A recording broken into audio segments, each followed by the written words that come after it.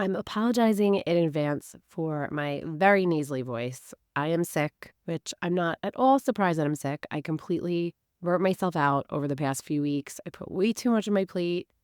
Work has been super stressful, and the emotions of two of my babies having major milestones back to back with stepping up and graduations took its toll on me.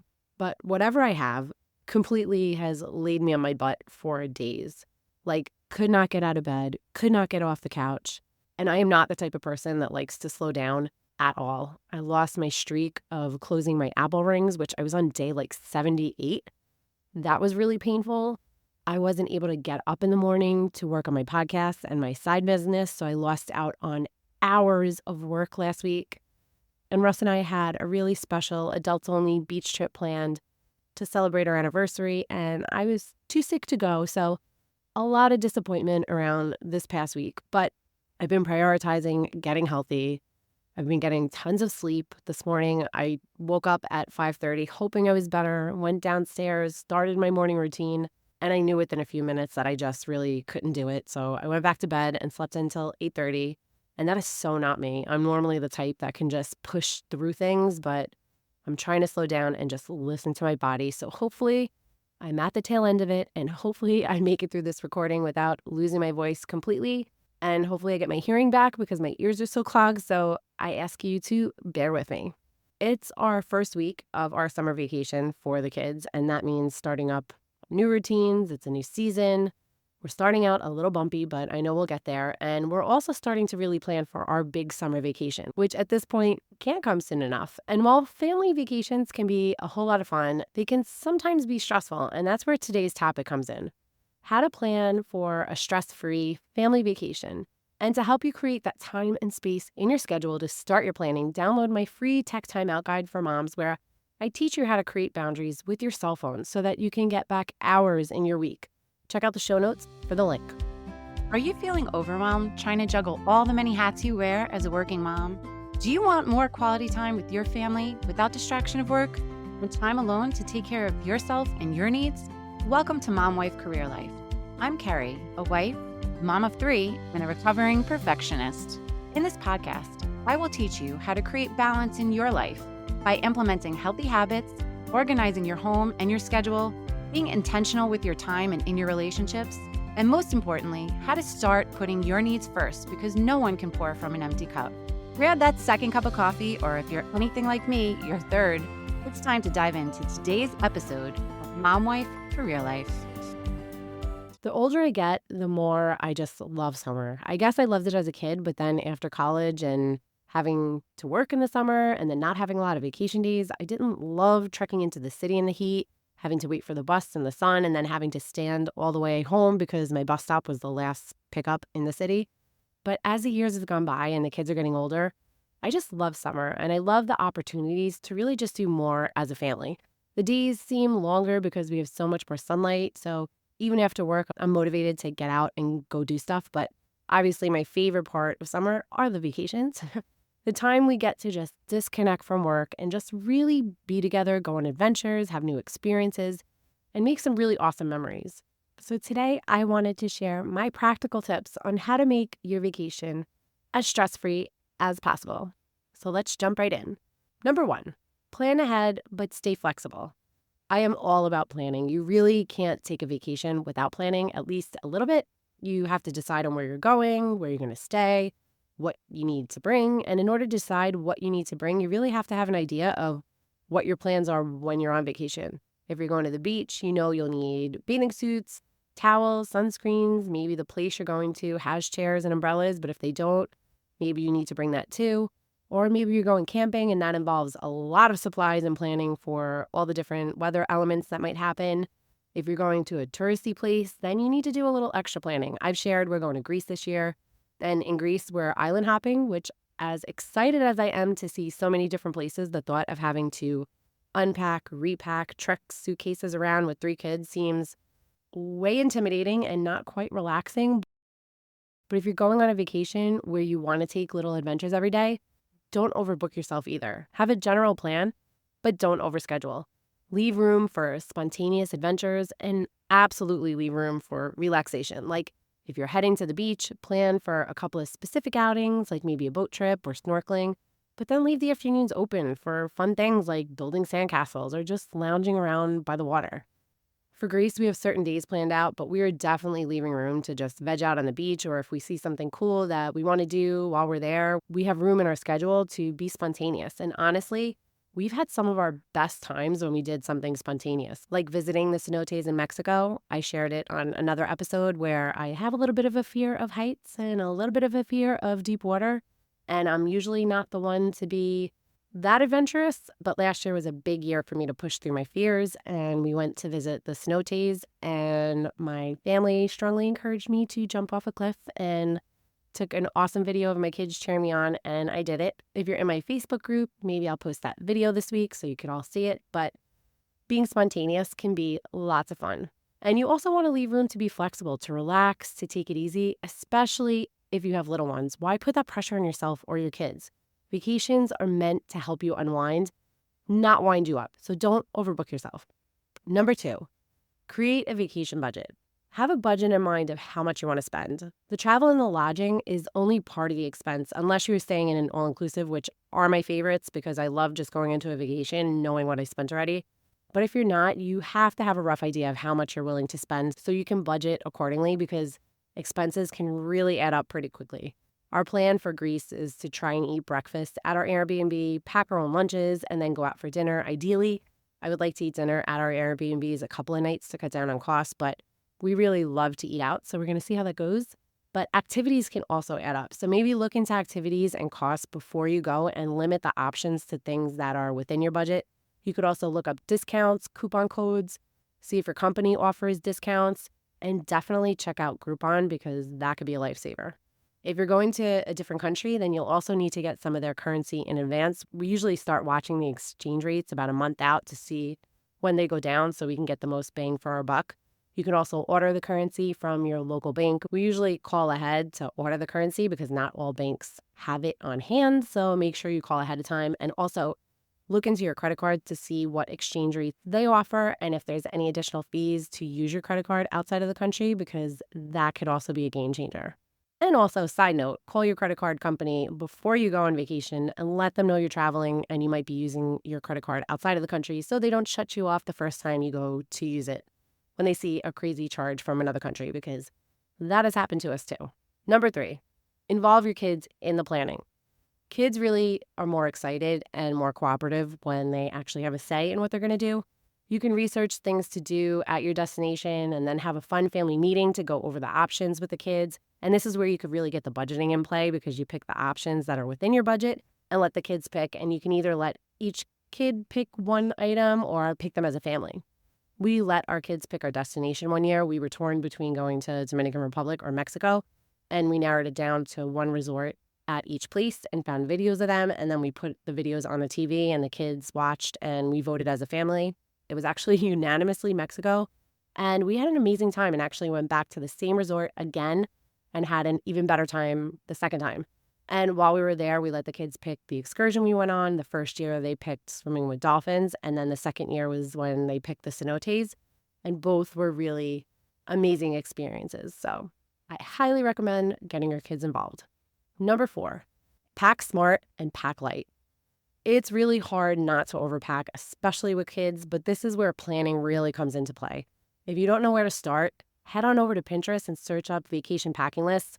You can even get specific. You can search up beach vacation packing lists, camping packing lists. I searched up Greece packing list. Searching up a packing list is a great place to start because other people have thought of most things, and then you could just tweak it for your specific needs. And you'll need different things for different destinations, so highly recommend Pinterest. When the kids were little, we only did lake vacations. I was way too nervous to bring them to the beach. We found this little lake beach in the Poconos that had a huge area that was shallow water. But with that vacation, we had to pack everything down to the sheets, pillows, blankets, foods. Now we do a week at the beach and it's a lot less packing, especially since we don't have to pack all the extra stuff you need for littles, like the pack and play, the high chair, the play mats. But also consider if the place you're staying has a washing machine. If it does, then consider that when you're packing outfits. We're going to Greece for 12 days and I'm not packing 12 outfits per kid. We'll need like 6 suitcases if I did that. So we're trying to really go as light as possible. So the plan is to mix match outfits and do plenty of laundry. We made sure that every Airbnb that we're staying at has a washing machine for that purpose. I also purchased packing cubes a couple years back, which I highly recommend for every parent. I'll link them in the show notes. Each kid has their own, and they have a cube for day clothes, a cube for bathing suits, and a cube for garments and pajamas. And it makes unpacking so simple because you literally just take the cube out and put it in a drawer. Or if the place you're staying doesn't have a lot of drawers, you could just stack them neatly in the corner. They have been a serious game changer for not only packing, but for keeping our hotel rooms neat and organized, because a family of 5 in a small place can get messy and crowded real fast. Number 5, set boundaries with work. To really fully enjoy your vacation and to relax, you need to disconnect from work. You deserve this break. You earned it. And completely detaching really does wonders for your mental health. Trust me. Being off for a week can be tough, but there are ways to plan around it. I just dedicated an entire episode to this one topic, so check it out. It's episode 106. But some quick tips is to communicate with your manager. Let them know that you're going to be off the grid while you're out. Make sure you have someone covering for you and that all stakeholders at work know who to reach out to in your absence. If you have clients, let them know who's covering you. Put your out of office on. Let people know that are emailing you who to reach out to in your absence, and just enjoy. Number 6, have a plan for the boring moments. Not all of your vacation is going to be fun. The travel time, the waiting in line time, you need a plan to keep the kids entertained during these times. And technology is an easy go-to, but I also don't want my kids to be on their devices on vacation all the time. And I also don't want them bringing it out when we go on excursions. So for long car rides, we usually watch movies or we listen to road trip trivia podcasts, which is great for families. Highly recommend it. There are so many topics that are great for all ages. We also love doing 21 questions. That's a big one we play while waiting for a table at a restaurant or waiting for our food to come, because restaurants are a absolute no phone zone for us, even us parents. I Spy is another one that's great for kids. I still play with Michael a lot because he doesn't have a cell phone yet to entertain him while we're out together. And you could do I Spy for different things. You could say, I spy something that's a specific color, that's a specific shape, that starts with a specific letter. You can get very creative, but there are tons of different games out there that you can play with your kids. Again, I stress it all the time. Check out Pinterest because another mom has been there, done that, and wrote something about it. So it is a goldmine for busy moms. Number 7, capture the moments. I'm sure this is a no-brainer, but take plenty of pictures and videos, but don't forget to be in them too. I'm always the one to take the pictures and videos, and I have to really be mindful to get in them too. If you're taking a beach vacation, there's this really cute picture that I've been seeing over and over again on my Instagram where you dig a hole in the shape of a heart, and it's probably like 8 to 10 inches deep and maybe the same width. And then you put your cell phone in it at the bottom and set a timer, and then have all your family stand around the heart and look in the hole. And it takes the picture, and then the picture is a heart shape with all of you looking down with a beautiful sky in the background. I don't know if I explained that very well, but you could look it up. That's one of my bucket list items to do this year. But there are so many fun and creative ways to take family pictures on vacation. If you're going to a resort, they probably have a photographer if you have the budget for it, but your cell phone is perfectly fine too. I also highly recommend making photo books after a good vacation. We've only done it for a few vacations, and I really wish we took the time to do it every year. We'll definitely be doing one after Greece. I'm going to make a separate album on my phone for Greece photo album pictures, and this is aside from my just regular Greece album. And all of my favorites will go straight into that album, so it'll make it a lot easier to make the album when I get home. You can even make a game out of taking pictures, and this can also help with those boring moments. Create a fun photo challenge for the kids. Maybe who can find the funniest sign or the prettiest flower or whatever other item you can think of. This keeps them engaged and creates a nice little memory. Number 8, prioritize rest and relaxation. You don't want your vacation to be go, go, go. Your vacation needs to be a time for you to reset and decompress. So make sure you're leaving time to take breaks, for your kids to nap if they are still at that age. And even if they're older, spending a day in the sun can be really draining. They're going to need to relax a bit before you drag them out to dinner or a nighttime activity. And you don't want to deal with cranky kids. The more time you're giving yourself to relax and them to relax, the happier you all will be. And if you have a day full of activities, maybe plan a quiet night inside, watch a movie, order room service, or if you have a kitchen, that's the perfect night to eat inside instead of dragging them out again. Number 9, embrace the unexpected. And I cannot stress this enough, especially for my perfectionist mamas that have this image of the perfect vacation in their head. I'm telling you now, nothing ever goes as planned. And that's okay. The weather may not cooperate, your kids may not cooperate, you may miss a train, a bus, a plane, a ferry. Life happens. And our knee jerk reaction is to get upset, and you can easily let it ruin your entire day. But I truly believe everything happens for a reason. And I'm a woman of faith, so I always know God's hands are always at play. So when a setback happens, it's okay to have a pity party and to be disappointed for a few minutes, but that's it. Take a step back from a situation, regroup, take a deep breath, shake it off, and just roll with the changes. Roll with the unexpected. Something really beautiful can come out of it. Some of our best memories come from these unplanned moments. And it's a really great learning opportunity for your kids too. They are watching you and your reactions, so really be mindful. Try not to over dramatize things. Try not to look too disappointed in front of them. And if something beautiful does come out of it, make sure you take a moment and reflect on that with your kids. And I will say, if it's your kids that are not cooperating, maybe they're fighting or one decides to throw a temper tantrum, it's okay to coddle them on vacation or incentivize better behavior. Do what you have to do to make them happy and not let it affect your entire day. Don't let vacation be the time that you decide to be that super disciplinarian. I've seen a lot of parents do that. Leave that for home. And sometimes maybe your kids just need a little space. Maybe you or your partner stays home with one kid for a little bit and lets them cool off and you meet up a little later with them. Or maybe you split up and do different activities.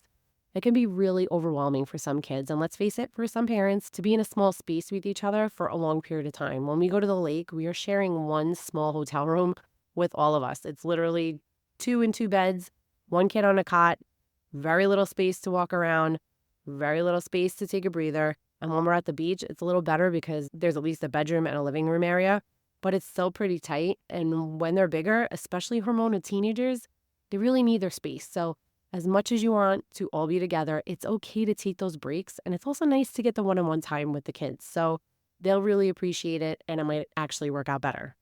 Number 10, have a plan for emergencies and the what ifs. Russ is pretty good about thinking about the what ifs. I'm more of the nothing's going to go wrong type of person, but it's always good to have a safety plan in place and a plan for emergencies.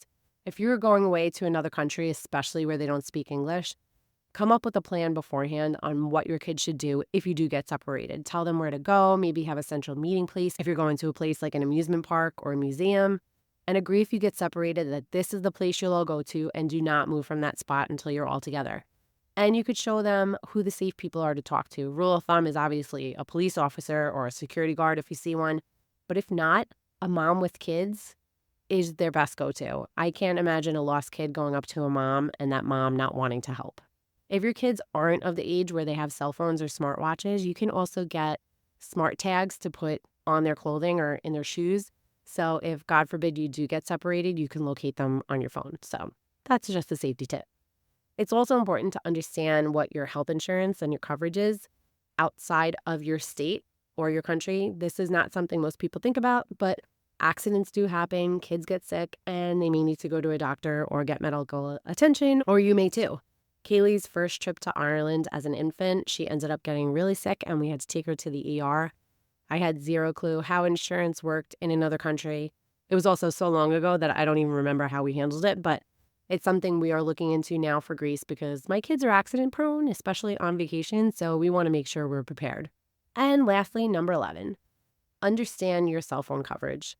If you're traveling outside of your state or outside of your country, understand what your cell phone plan covers and what will be extra charges. Some countries, you may have to get a SIM card for that country to use your cell phone, and some plans allow you to change your coverage or pay a little extra to get international coverage while you're away. Because the last thing you want to deal with is to come home with a crazy cell phone bill because you didn't have the right coverage in place. Well, I hope you found this episode helpful and that you're ready to get your family vacation on. This time is really precious. It's a special time for you to bond as a family, to explore and share new experience together. And it's really a time for you to just relax away from the daily grind. By planning ahead, staying flexible, and focusing on making amazing memories, you can create a really wonderful experience for everyone. Wishing you all a vacation full of laughter, love, and lasting memories. Safe travels, mamas. And for more time management and work-life balance tips, come hang out with us in our free Facebook community, Work-Life Balance for Working Moms. And if you don't already follow the show, click that follow button so you never miss another episode. Thanks for bearing with me and my raspy voice, and hopefully I'll edit out all the coughing that I did because this was a rough recording. Sending you so much love and light until next time on Mom Wife Career Life with Kerri Pat. Before you go, if you found this podcast helpful, I would be so grateful if you would take a minute, go on over to iTunes and leave me a review. If you have other stressed out mamas in your life that you feel this podcast could help, take a screenshot of this episode, post it on your Instagram stories and tag me, and let them know that they are not alone and they can create balance in their life too.